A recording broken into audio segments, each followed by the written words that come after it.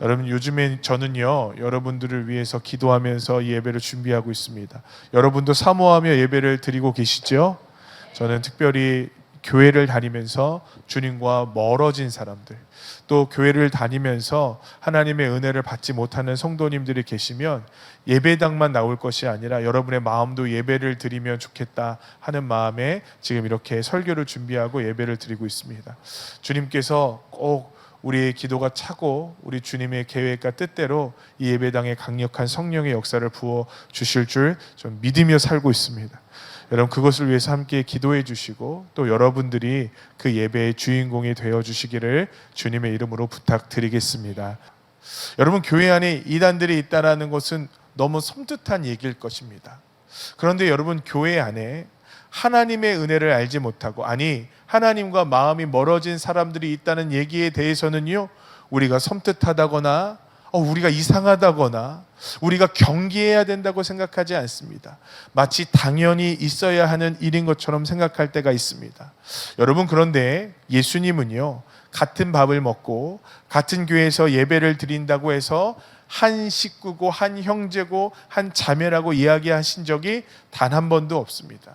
어떻게 하면 한 교회가 될 수 있을까요?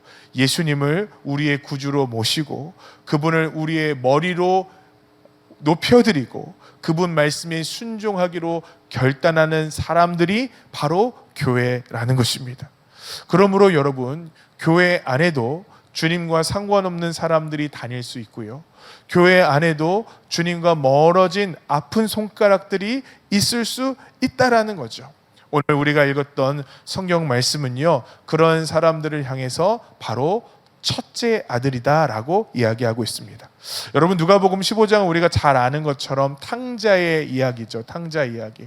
여러분, 탕자의 이야기를 아실 거예요. 허랑방탕하여 멀리서 재산을 다 소비하고 그 다음에 쥐염 열매를 먹을 때야 비로소 아버지의 집에 찾아온 못난 아들. 그런데 성경학자들은요, 이 비유를 탕자의 비유라고 이야기하지 않고 잃어버린 두 아들의 비유라고 이야기를 합니다. 한번 따라해 보실까요? 잃어버린 두 아들의 비유. 잃어버린 사람이 한 명이 아니라 두 명이에요. 그러면 두 번째 잃어버린 탕자는 알겠는데 첫 번째 잃어버린 아들이 누구일까요? 또 아들이 나오지 않죠. 첫째 아들이 바로 잃어버린 아들이라는 겁니다. 네, 성경을 조금만 아시는 분들은 생각해 보시면 이 첫째 아들이 집을 한 번도 떠나본 적이 없다라는 걸 아실 겁니다.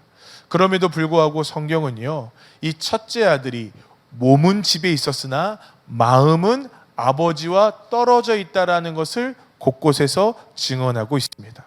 25절, 26절에 보니까 맏아들이 밭에 나갔다가 음악 소리와 춤 소리가 들리는 것을 들었어요. 그리고 도대체 이게 어디서부터 온 소린가를 궁금해서 누구를 부르냐면 아버지에게 찾아가서, 아버지, 오늘 제 생일도 아닌데 왜 이렇게 축제가 열리나요? 라고 묻지 않고요, 이렇게 얘기합니다. 종을 불러 이 무슨 일인가 물은데. 그러니까 여러분, 직접 아버지랑 이야기를 하지 않고 누구랑 얘기를 하냐면 종과 이야기를 하고 있어요. 고개를 갸우뚱하게 하는 장면입니다. 한 아버지와 함께 살면서 이 중요하고 궁금한 일을요, 아버지에게 직접 묻지 않습니다. 두 번째로 아버지에게 뭐라고 얘기하냐면 누가복음 15장 29절에 보니까 내가 아버지를 여러 해 섬겼습니다 라고 얘기를 합니다. 여기서 섬기다라는 단어는요, 종이 주인을 섬기는 것을 의미하는 거예요. 아들이 아버지를 섬기고 사랑하는 것을 의미하는 게 아닙니다. 그러니까 부자지간의 관계가 사랑과 가족의 관계가 아니라 주인과 종의 관계처럼 여겨지고 있다는 거예요. 여러분, 그는 아들로 산 게 아니라 지금 종처럼 살아가고 있는 것입니다. 마지막으로요, 그의 동생을 향해 이렇게 묻습니다. 15장 30절에 보니까 아버지의 살림을 창녀들과 삼켜버린 이 아들이 돌아오매, 내 동생이 돌아온다고 하지 않고 나와 거리가 있는 아버지의 아들이 돌아왔다고 얘기하고 있습니다. 흡사 뭐라고 해야 될까요? 이복동생처럼 대한다고 해야 할까요? 그러니까 정상적인 아버지와 아들의 관계가 아니라 무언가 끊겨져 있고 무언가 망가져버린 관계 속에 있는 아들이라는 것입니다. 성도 여러분, 떠난 적도 없고 명령을 어긴 적도 없지만 정작 아버지의 마음을 한 번도 알아주지 못했던 이 아들을 성경은 뭐라고 얘기하냐면 잃어버린 아들이다라고 얘기하는 거예요. 예수님은 아마도 바리새인들을 염두하고 이 말씀을 하셨을 거라고 생각합니다. 11조를 드린다고 하면서 긍휼과 자비를 잃어버린 사람들, 겉은 깨끗한데 속은 주님과 멀어진 사람들, 겉은 멀쩡하지만 속은 온갖 회칠한 무덤과 같은 사람들, 나는 저 죄인과 같지 않음에 감사합니다 라고 얘기하면서 하나님 앞에 감사한다고 얘기하지만 사실은 죄인들을 무시하는 사람들, 바로 바리새인과 같은 사람들을 우리 주님은 잃어버린 사람들이라고 얘기하는 것이겠죠. 그런데 여러분, 이 바리새인들이요, 오늘 어쩌면 신앙생활하고 있는 저와 여러분 가운데 불러져야 할 지칭일지도 모르겠어요. 무슨 말입니까? 겉으로는 은혜롭고 겉으로는 거룩한 것 척하지만 속사람은 거듭나지 못하고 하나님을 사랑하는 마음은 내 안에 없으며 하나님과 그 마음이 점점 멀어지고 있는 사람들, 어쩌면 성경은요 우리의 이야기를 하고 있다라는 거죠. 여러분, 저는요 분명하게 이렇게 생각하고 목회하고 있어요. 교회 안에 탕자가 있습니다. 바로 잃어버린 첫째 아들과 같은 사람들이 있다라는 거죠. 교회의 생활이 익숙해지고요, 예수님을 믿는 게 익숙해졌어요. 그러나 점점 내 마음은 공허하고 나는 사실은 그리스도인이 아니야 라고 스스로를 떠밀고 있는 사람들이 있다라는 거죠. 제가 목회를 하다가요, 이제 담임 목사라는 것이 익숙해지는 것 같습니다. 어느 날 제가 성경을 이렇게 갖고 오는데 성경을 옆에다 이렇게 끼고 거룩하게 오더라고요. 저 옛날에 못 그랬거든요. 왜냐하면 자신이 없었어요. 어디서 소개할 때 저는 이 교회의 담임 목사입니다 이렇게 소개하는 게 조금 죄송스러웠습니다. 아니, 나 같은 사람이 담임 목사라고 불려질 자격이 있는가 이렇게 생각을 했습니다. 근데 지금은요, 어디 가면요, 왜 나보고 담임 목사라고 얘기 안 할까? 오늘 기도할 때 우리 김영석 위대한 당회장 담임 목사님을 위해 주님 축복하여 주옵소서 이렇게 기도 안 하고 김영석 목사님 위해서 기도합니다 라고 얘기하려면 뭐야, 내가 다른 부목사들보다 못하다는 거야 라는 생각을 아직은 안 하지만, 근데 담임 목사로 불려지는 것이 익숙해졌어요. 여러분, 이상하죠? 사람은요 익숙해집니다. 교회 생활도요 익숙해져요. 처음에는 예배를 드리는 게 참 어색했거든요. 근데 말을 하는 것, 찬양을 하는 것, 설교를 듣는 것이 이제는 점점 익숙해지기 시작합니다. 심지어 내 속마음은 주님을 믿어본 적이 단 한 번도 없는데 내 입술과 내 태도는 교회를 다니는데 너무 적합해지더라는 것이죠. 저는 사택이라는 공동체에서 생활을 했죠. 그때 참 많은 깨달음을 얻었습니다. 함께 동고동락하며 같은 설교를 듣고요, 같은 예배를 드리고요, 같이 기도를 하고 같이 노숙인들에게 가서 밥을 줍니다. 그런데 어떤 청년은 떠나요. 어떤 사람들은 포기하고 나아갑니다. 왜 그럴까 하는 생각이 들었어요. 한 가지예요. 그들이 밥을 주고 예배를 드리는 것이 익숙해졌을지 몰라도 그 마음이 거듭나지 못하면 이것이 언젠가는 들통나고 큰일이 나는구나. 사랑하는 성도 여러분, 지금 여러분들이 이 자리에 앉아 있는 것으로 절대 만족하지 않으셨으면 좋겠어요. 혹시 우리가요, 하나님께서 보시기에 첫째 아들이면 어떻게 하냐고요? 교회를 다니지만 잃어버렸다고 말씀하시면 어떻게 하냐고요? 여러분을 협박하자고 하는 것이 아니라 겸손하게 하나님 말씀으로 우리의 삶을 한번 비춰보자는 것입니다. 왜냐하면 숨겨진 마음은요 반드시 드러나기 때문에 그렇습니다. 언제 드러날까요? 시험이 찾아올 때 드러납니다. 언제 드러날까요? 유혹이 찾아올 때 그 거짓된 믿음은요 반드시 드러나게 되어 있습니다. 사람들은 별거 아닌 것으로 넘어지더라고요. 제가 사택에 살면서 넘어진 청년들의 모습을 보았어요. 여러분, 술 한 잔에 넘어가요. 주님을 떠나버려요. 게임 몇 판에 주님을 떠나버릴 때가 있어요. 오늘 첫째 잃어버린 아들은요, 언제 그 마음이 무너지게 됩니까? 둘째 아들, 화랑방탕한 아들이 다시 아버지의 집으로 돌아왔을 때 그 마음의 분노가 일어나더라는 거예요. 그 동생은 아무런 대가를 치르지도 않았고 환대를 받았고 제일 좋은 옷을 입었고 잔치의 주인공이 되었고, 그리고 사람들에게 박수를 받으며 죄를 용서받는 것을 보면서 참았던 분노가 터져버렸어요. 여러분, 잃어버렸던 동생이 돌아오는데 왜 기쁘지 않을까요? 신앙적으로 좀 볼 필요가 있을 것 같아요. 여러분, 첫째 아들이 기쁘지 않았던 이유는 뭐냐면요, 그는 용서받아 본 적이 없기 때문 아닐까요? 그가 하나님의 은혜를 받아 누린 적이 없기 때문 아닐까요? 하나님의 잔치라는 것에 참여해 본 적이 없기 때문 아닐까요? 아니, 점점 그 마음을 잃어버렸기 때문 아닐까요? 여러분, 구원의 전과 후가 분명한 사람들은요, 이 용서의 기쁨을 알고요, 주님을 만나는 기쁨을 알고요, 그러니까 이 전으로 돌아갈래야 돌아갈 수가 없는 겁니다. 여러분, 예수를 믿는 사람에겐 특징 한 가지가 있습니다. 그가 모태신앙이었건 그가 하나님의 특별한 은혜를 경험했건 상관이 없어요. 적어도 주님이 나를 죄와 사망의 그 단칸방에서 건져주셨다라는 기억과 은혜의 감각은 다 있다라는 거예요. 여러분, 그런데 그게 없어요? 그게 뭔가 이상한 것 같아요. 그러면 우리는요, 어쩌면 첫째 아들일 가능성이 있다라는 거죠. 왜요? 그 자리가 없다면 다시 옛날로 돌아가고 싶어요. 그 자리가 없다면요, 기회와 조건만 주어지면 우리는 언제든지 죄를 붙잡기 때문이라는 것입니다. 여러분, 가짜 믿음은요, 우리를 유혹해서, 우리를 심판해서 건져낼 힘이 없어요.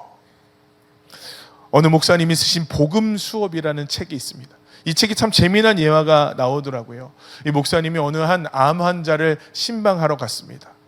건강하던 그 모습이 피골이 상접해 있고, 그 다음에 수술을 한 다음에 너무 괴로워 힘들어하는 이 모습을 볼 때 나는 과연 저 아마노와 같은 상황을 견뎌낼 수 있을까 하는 생각이 들었대요, 목사님이. 그래서 목사님이 우리 성도님이 괜찮냐고 물었습니다. 그랬더니 우리 아마노 성도님이 그런 얘기를 하는 거예요. 자기는 범사에 아주 걱정이 많은 사람이래요. 그냥 모든 순간마다 걱정하고 근심하는 사람이라는 거예요. 저 같은 스타일이에요, 여러분. 오늘같이 여러분들이 표정이 좋지 않으면 근심하고 걱정을 해요, 여러분, 제가. 근데 우리 목사님이 걱정하고 근심을 해서 그런지 몰라도 이런 이야기를 하시더라고요. 목사님, 저는 맨날 걱정하고 근심했던 사람인데, 근데 막상 암이 걸리니까요, 주님께서 제 마음에 평강을 주셨어요. 주님께서 제 마음에 평안을 주셨어요. 목사님, 염려하지 마세요. 이길 힘을 주님께서 주실 거예요. 누가요? 성도가 목사에게. 목사님이 많은 것을 깨달으셨대요. 제가 이 글을 읽으면서 어떤 생각이 들었냐면요, 맞아, 진짜 믿음은 우리에게 평강을 주지. 진짜 믿음은 우리를 이길 수 있게 하지. 진짜 믿음은 유혹 앞에서 넘어질지언정 다시 일어나 주님을 바라볼 수 있는 힘을 주지. 그 문제는 뭘까요? 이 믿음이 망가져 버린 거예요. 문제는 뭘까요? 이 믿음이 고장나 버린 겁니다. 그리고 무늬만 남은 거예요.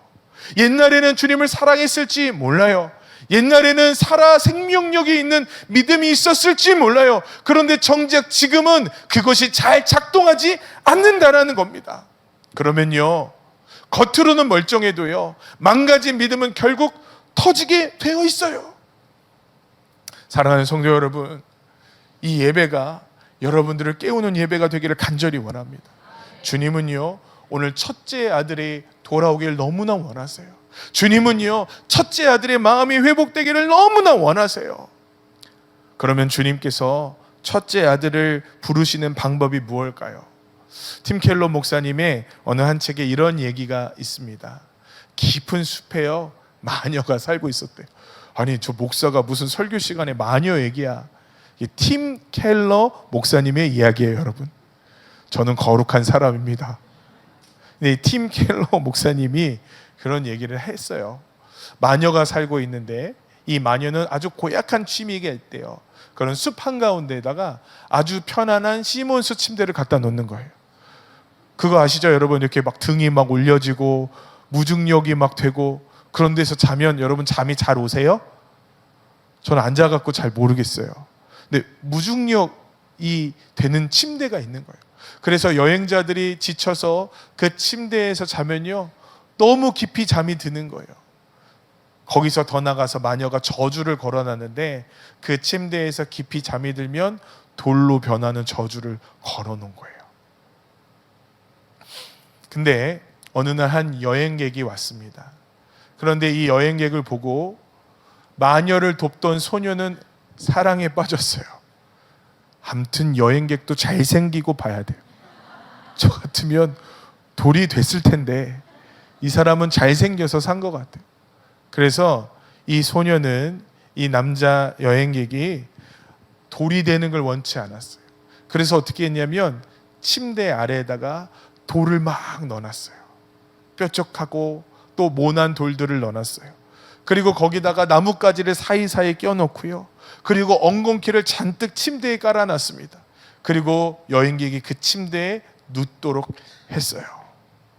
여러분 잠이 왔겠어요? 안 왔겠어요? 누웠는데 자꾸 여기가 찔려요. 아이고 너무 아파. 봤더니 엉겅퀴예요. 엉겅퀴를 긁어냈어요. 그리고 또 누웠어요. 그러면 괜찮아질 줄 알았는데 이제는 그 아래에 나뭇가지를 튀어나온 거예요. 아유 너무 아파. 그 다음엔요 너무나 많은 자갈과 모래와 돌들이 거기에 껴있는 겁니다. 결국에 그 사람은요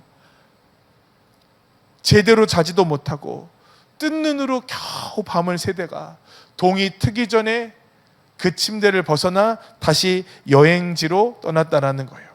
그러면서 이제 컴플레인을 하는 거예요, 소녀에게. 아니 이렇게 끔찍한 침대에서 나를 자게 할 수가 있겠습니까? 그리고 막 소리를 지르고 갔습니다. 그런데 이 소녀가 이렇게 속삭였대요. 당신이 느낀 그 불편함은 편안히 잠들었다면 빠져들었을 끔찍한 비참함에 비하면 아무것도 아닙니다. 그건 내 사랑의 나뭇가지와 돌멩이였답니다. 여러분 이 이야기를 들을 때 여러분 어떤 마음이 드세요? 잘생기고 봐야겠다. 그러면 안 됩니다, 여러분. 이 이야기는요 주님께서 우리를 깨우시는 방법에 대해서 얘기하는 거예요. 주님이 오늘 이 예배를요 우리 주님이 사랑하시는 나뭇가지와 돌멩이로 여기고 계시는 거예요. 우리 필그림 교회를 오면 조금 불편해요. 우리 필그림 교회를 오면 너무 극성 맞아요. 우리 필그림 교회를 오면 저 목사는 매일마다 회개하라, 돌이켜라, 다시 마음을 회복해라 라는 얘기밖에 안 해요. 한 주간 살면서 얼마나 힘드셨어요. 알죠, 여러분? 한 주간 살면서 여러분 얼마나 곤고하고 괴로우셨어요. 삶에 꼬인 것, 자녀의 문제, 관계의 문제 쉽게 풀어지는 것이 아무것도 없죠. 그럼에도 불구하고 여러분 우리 예배가 불편해야 되는 이유는 뭐냐면요 그래야 우리가 깊이 세상 가운데 잠들지 않고 동이 트기 전에 영원한 나라를 향해 출발할 수 있기 때문에 그렇습니다. 여러분 저는요 우리 성도들과 함께 저 영원한 나라를 향해 새벽같이 출발하는 믿음의 사람들이 되었으면 좋겠어요. 그럼 반드시 깨어나야 되는 사람들이 있습니다. 바로 이 첫째 아들입니다.